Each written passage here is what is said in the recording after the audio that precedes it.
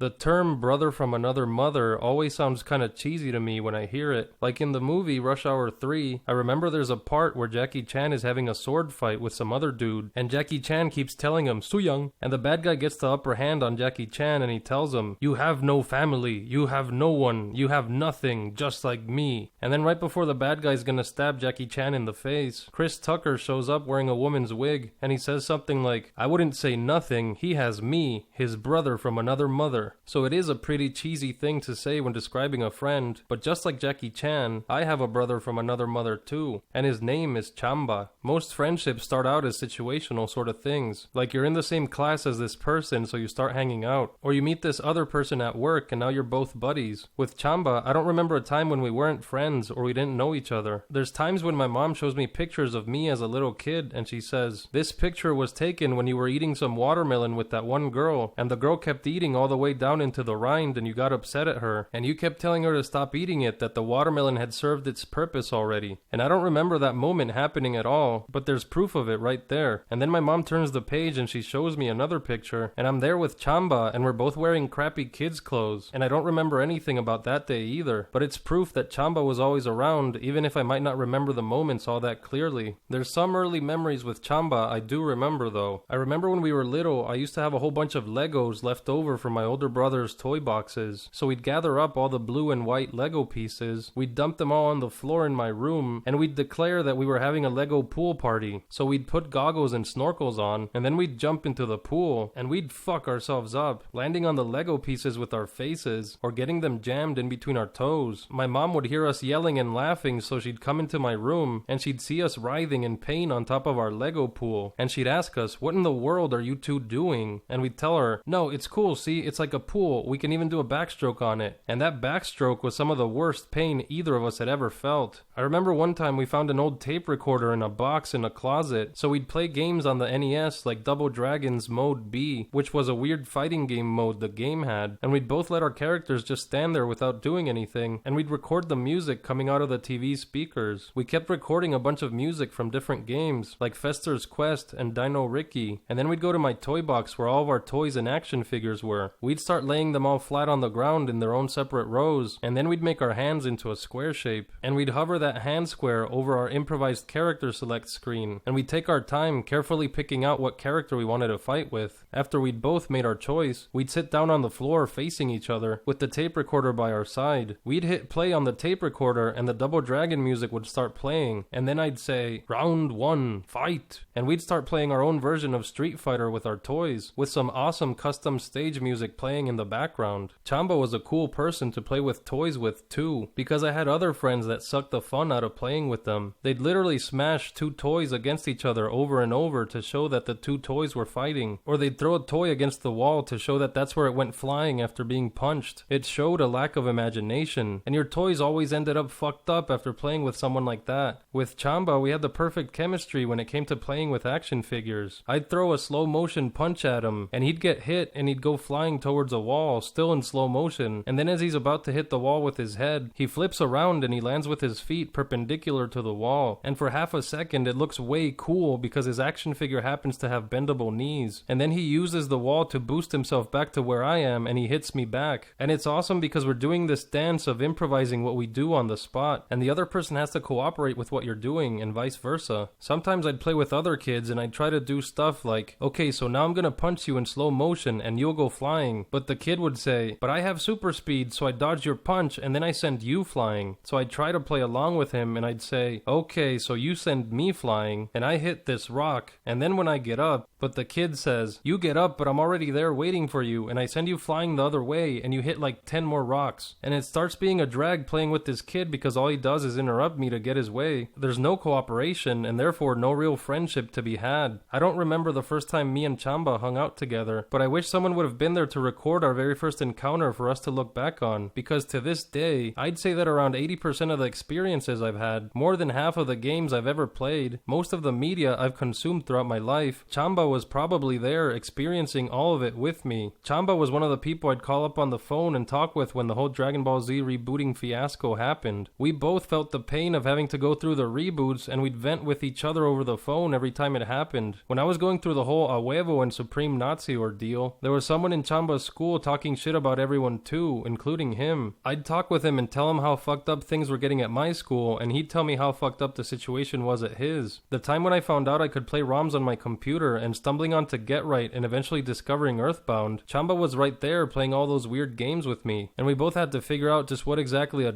.zip was and how to get a ROM out of it. All of these moments that involved him, I could never find the right way to explain that he was there, because that meant that I'd have to stop everything and say something like, oh, and by the way, while all of this is happening, there's a dude sitting next to me, and he's not exactly my brother, but he's not like a cousin either. He's just Chamba, so for now let's just acknowledge that we always hung out together and move on. We hung out together so much that we had our own language that only the two of us understood. But it wasn't like when kids sit down to make up their own alphabet, and they're like, a square with 2 lines is A, the upside down triangle with a flower in it is B, or anything like that. Our language was more about playing around with words and grammar. Like for example, the phrase ¿Qué estás haciendo? Means what are you doing in Spanish. So I'd call Chamba on the phone when I got home from school and I'd ask him ¿Qué estás hacienda? With an A at the end. And if you take that literally, an hacienda is a farm or a plantation or something. So if people heard this, they might think I was asking him, what are you plantation? But in Spanish, when a word ends in an A, sometimes it gives that word a feminine trait. Like profesor is a male professor and profesora is female. So when I would ask Chamba ¿Qué estás hacienda? I'm pretty much asking him what he's doing, but I'm also implying that he's female or that he's doing girl stuff. In English, it would be like me asking him, what are you girl doing? Or what non-man stuff are you doing right now? Or we'd be sitting around playing video games and we'd always ask each other weird questions to keep ourselves entertained. I'd ask Chamba if he'd rather be the type of guy that pronounces the word watermelon, watermelon, or if he'd rather pronounce it watermelon. And then Chamba would ask me if I'd rather be the type of guy that has a weird skateboard fetish. So whenever I hear the sound of a skateboard being ollied, either in real life or in a video game or anything, I get a raging boner. Or if instead of that, I'd rather be the type of guy that wants everyone to call him Gecko real bad. So whenever someone calls me by my real name, I'd always correct them and I'd say, call me Gecko. Even in job interviews or on a first date with a girl. There were also a lot more obscure things we'd say to each other. This is going deep into Spanish, but in El Salvador, the way people refer to each other is by saying vos. Like saying ¿Qué pensás vos? Means what do you think? And the vos is very casual and informal. In other Spanish-speaking countries, they use tú, which is a lot more formal. ¿Qué piensas tú? Instead of ¿Qué pensás vos? So if you say ¿Qué piensas tú? To someone in El Salvador, it sounds a little too polite and formal and weird. So with Chamba, we'd take this a step further and we'd use the word ti with each other, which in El Salvador is even way more formal and strange than saying tú. So we'd say, ¿Qué piensas ti? And because ¿Qué pensás vos? And ¿Qué piensas tú? Are usually shortened to y vos and y tú,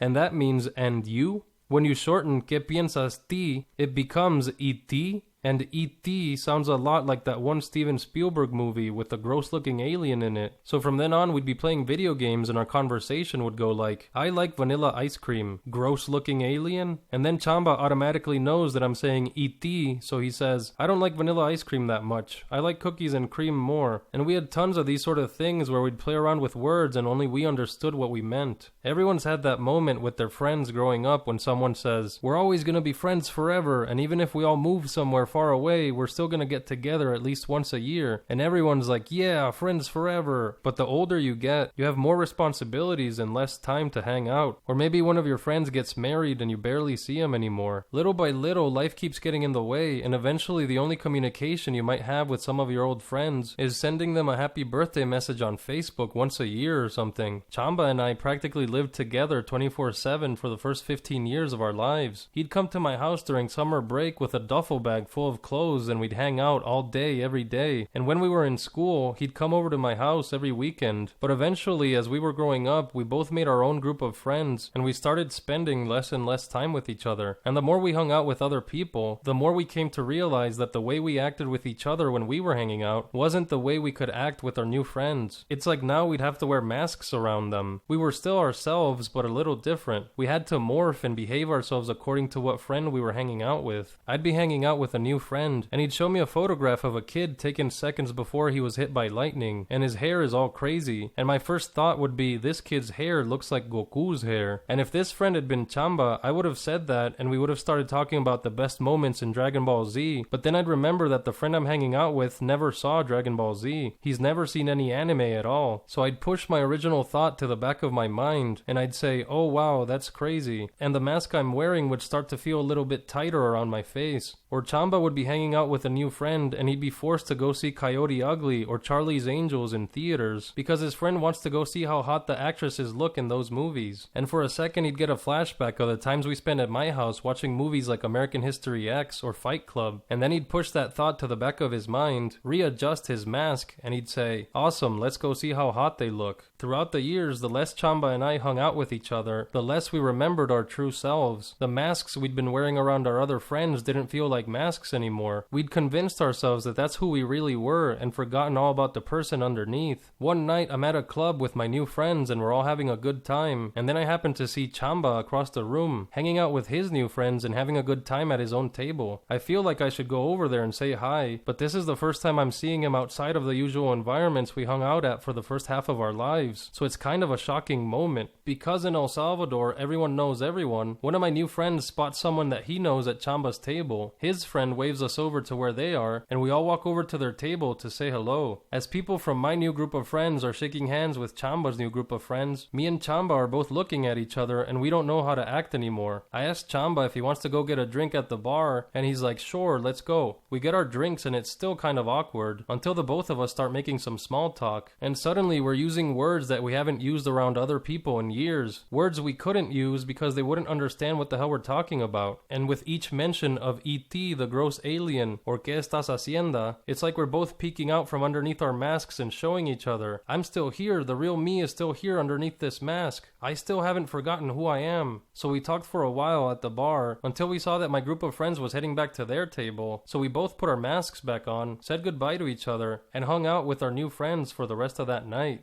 After our fateful meeting on that night, we both decided to make more of an effort to keep in touch with each other, and with stuff like Skype, now we can talk more regularly, and we can ask each other the important questions, like if Chamba would rather pronounce the word apple, apple, or if he'd rather pronounce it apply. And I can tell Chamba that now that we don't skateboard, I'd much rather get a boner whenever I hear an ollie than be the guy that wants to be called Gecko all the time. And in those moments when Chamba and I talk our dumb shit with each other, I'm transported back to when we were growing up without a care in the world. And it's awesome that we can still hang out in the same way, even to this day.